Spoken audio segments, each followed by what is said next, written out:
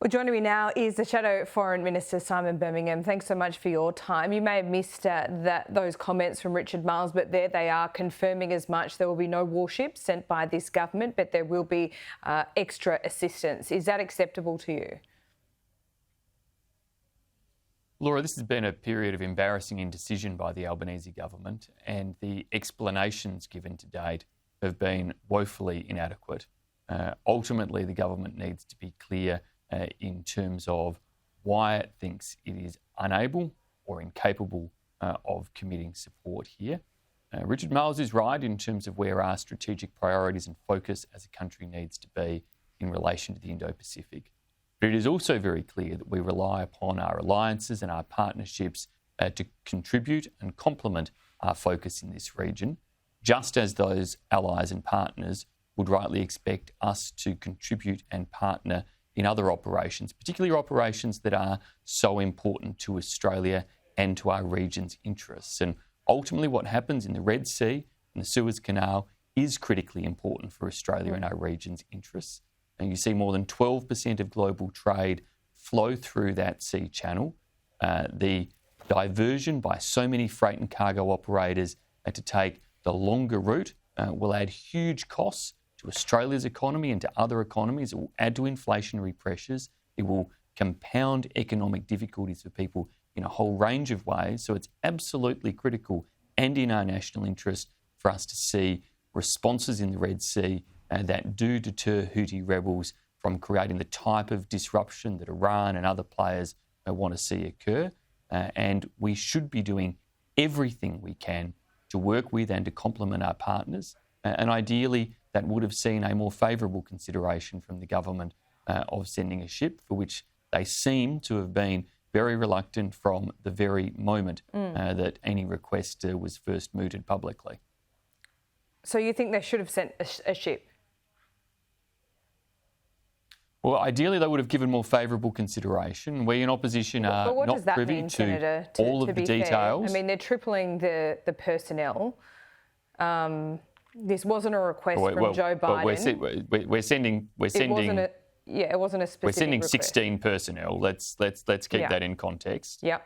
So we're sending 16 personnel. That's a contribution, and of course it's a welcome contribution. But the call out went for naval assets to be provided, and a range of countries have responded to that call out. The types of countries such as France and the UK, who we warmly welcome to send ships to our region and to collaborate and cooperate in terms of freedom of navigation activities or visits through Pacific Islands or a range of different activities that we see as being strategically important for our region, not just for Australia to undertake, but for us to see other countries undertake. And there, of course, is within all of those partnerships an expectation that surely we can contribute as well. That's for the government to detail the reasons why not. Simply saying our priority is our own region isn't a good enough reason. Well, yes, of course our priority is why not? Why isn't that a good enough reason? I mean, we don't have a massive Navy presence like France, the UK or the US. Our assets are far more limited. Why isn't that a good enough explanation that we need to prioritise our own region with, as Peter Lay said this morning, more clear and present risks perhaps? Well, if the government is saying our current operational demands mean we cannot, and they want to detail that, that is, of course, one thing for them to actually outline that. They haven't said that, though. We've kind of seen shifting words along the way from the government. Richard Marles now saying the priority is our region, but not saying that we don't have the capacity. And so it's unclear whether we are incapable or whether the government is unwilling of acting. And that's where the government is being inadequate there. The Prime Minister claims that apparently the US understands, according to the Prime Minister, that our diplomatic efforts will be sufficient. Well, I'm really not sure what that is meant to mean. Nobody would seriously think that Australia has some secret back channel to the Houthi rebels in Yemen that will yield some diplomatic breakthrough with them. So the Prime Minister's response yesterday was woefully inadequate in terms of providing any type of strategic rationale for the decisions that his government is making.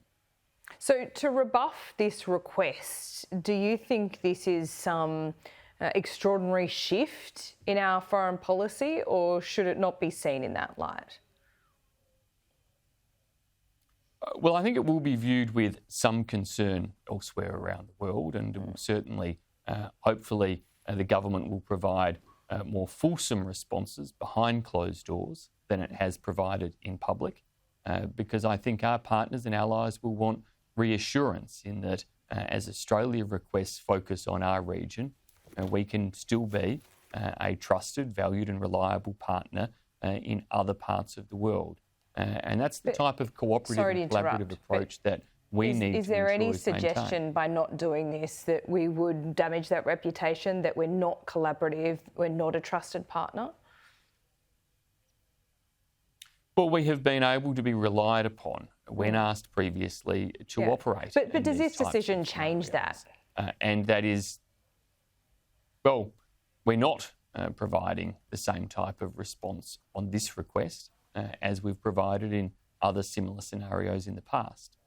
So, of course, you would hope that behind closed doors, even if they are unable or incapable of doing so publicly, that behind closed doors, the government is providing a more compelling reason for the nature of its response on this occasion than it is providing to the public at this point.